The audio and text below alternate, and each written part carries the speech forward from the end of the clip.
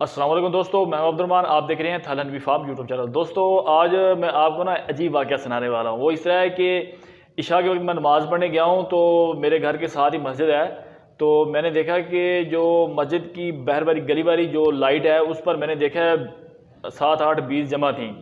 तो मैं देख के हैरान हुआ। पहले तो ऐसा मसला नहीं हुआ, तो आज ये क्यों हो रहा है। तो मैंने सोचा शायद कुछ सवार वगैरह हुआ है जो बाहर बैठ गया है और लाइट उस पर जा रही है और बीज इस लाइट पर आ रही हैं। तो मैंने नमाज़ पढ़ने के बाद जो है ना सारे इर्द गिर्द के एरिया चेक किए, पर मुझे जो है ना जहाँ जहाँ पर लाइट जा रही है कोई सवार वगैरह नज़र नहीं आया। तो फिर मैंने सोचा यार स्वार्मिंग सीज़न तो है नहीं, सवार किधर से हो सकता है, चलो छोड़ें। तो जाके मैं लेट गया जनाब।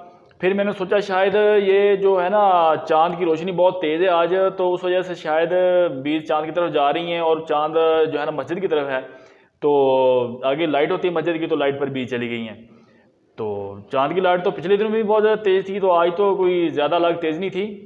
तो ये अजीबोगरीब मामला पेश है। तो मैं सोच रहा था, सोचते सोचते सो गया। तो सुबह जब मैं उठा देखा तो साथ वाला जो गमला था, पौधों का एक गमला पड़ा था करीबी, तो मैंने देखा वहाँ पर जो है ना काफ़ी बीज जमा है। तो मैंने कहा यार ये अजीब मामला है, ये बीज यहाँ पर क्यों जमा है। तो मैंने फिर से मोबाइल की लाइट ऑन की और मैंने चेक किया कहीं बीज गिर ना गई हो नीचे। लेकिन बीज नीचे गिरी हुई भी नहीं थी, कोई भी ऐसा मसला नहीं था।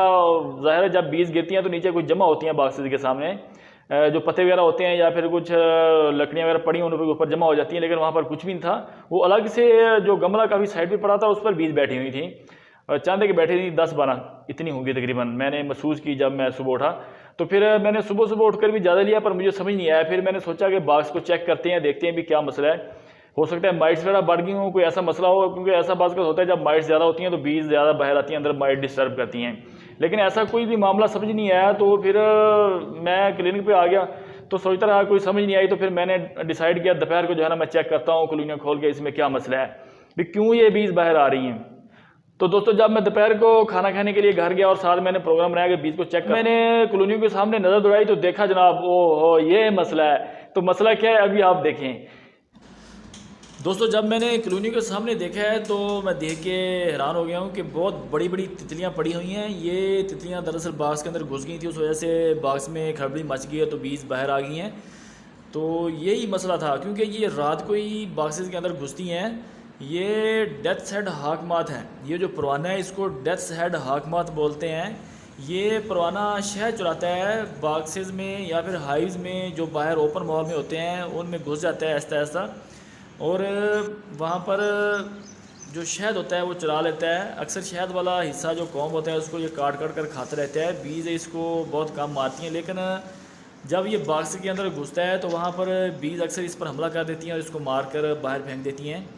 तो जब मैंने देखा है तो ये इतनी बड़ी तितलियाँ बाहर पड़ी हुई हैं, तो इसका मतलब ये हुआ है कि रात को यही मसला हुआ था कि ये कॉलोनियों के अंदर घुस गए हैं और वहाँ पर काफ़ी खलबली मची है और बीज बाहर आ गई हैं।